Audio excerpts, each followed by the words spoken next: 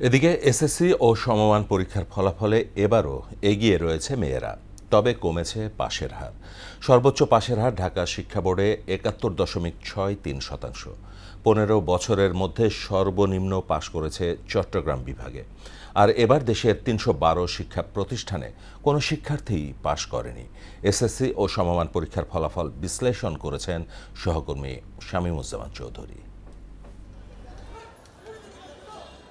২০২৬ সালে এসএসসি ও সমমান পরীক্ষায় অংশ নিয়েছেন ১৯,০৪,০৮৬ জন শিক্ষার্থী। গেল বছরের তুলনায় এবার পরীক্ষার্থীর সংখ্যা কম ছিল ৭৪,৬০১ জন। পরীক্ষার্থীর সংখ্যা কমলেও বেড়েছে পরীক্ষা কেন্দ্র ও শিক্ষা প্রতিষ্ঠানের সংখ্যা। এবার কেন্দ্র ছিল ৩,৮৮০টি, আর অংশ নেওয়া শিক্ষা প্রতিষ্ঠানের সংখ্যা ৩০,৪০২টি। তবে শতভাগ পাশ করা প্রতিষ্ঠানের সংখ্যা কমে দাঁড়িয়েছে ৬৬৮তে। বিপরীতে কোনো শিক্ষার্থী পাশ করেনি এমন প্রতিষ্ঠানের সংখ্যা বেড়ে হয়েছে ৩১২টি। এর মধ্যে ৯টি সাধারণ শিক্ষা বোর্ডের ৫৭টি, মাদ্রাসা শিক্ষা বোর্ডের ২২৬টি ও কারিগরি শিক্ষা বোর্ডের ২৯টি প্রতিষ্ঠান রয়েছে। বিদেশের কেন্দ্রগুলোর মধ্যেও একটি কেন্দ্রে কোনো শিক্ষার্থী পাশ করতে পারেনি। গ্রুপ ভিত্তিক ফলাফলেও রয়েছে উল্লেখযোগ্য পার্থক্য।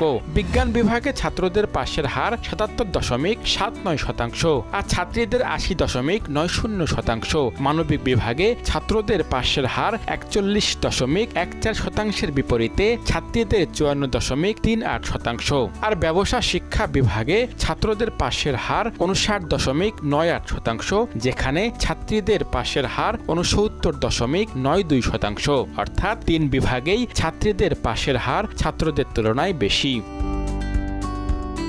মাদ্রাসা শিক্ষা বোর্ডে এবার গড় পাশের হার ৫৫.৪৯%। এ বোর্ডে জিপিএ 5 পেয়েছেন ৬,৭১৬ জন শিক্ষার্থী। অন্যদিকে কারিগরি শিক্ষা বোর্ডে পাশের হার ৫৮.২০%। জিপিএ 5 পেয়েছেন ৩,৯৫১ জন।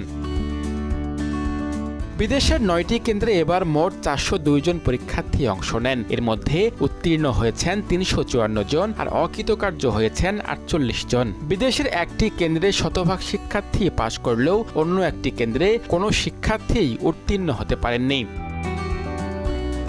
ফলাফলের আরেকটি উল্লেখযোগ্য দিক, এবারও ছেলেদের চেয়ে এগিয়ে মেয়েরা। সাধারণ শিক্ষা বোর্ডগুলোতে ছাত্রদের তুলনায় ১,০৭,৯৮২ জন বেশি ছাত্রী উত্তীর্ণ হয়েছেন। শুধু পাশের হারেই নয়, জিপিএ 5 পাওয়ার ক্ষেত্রেও এগিয়ে রয়েছে ছাত্রীরা। ছেলেদের তুলনায় ১১,৪০১ জন বেশি মেয়ে জিপিএ 5 পেয়েছেন।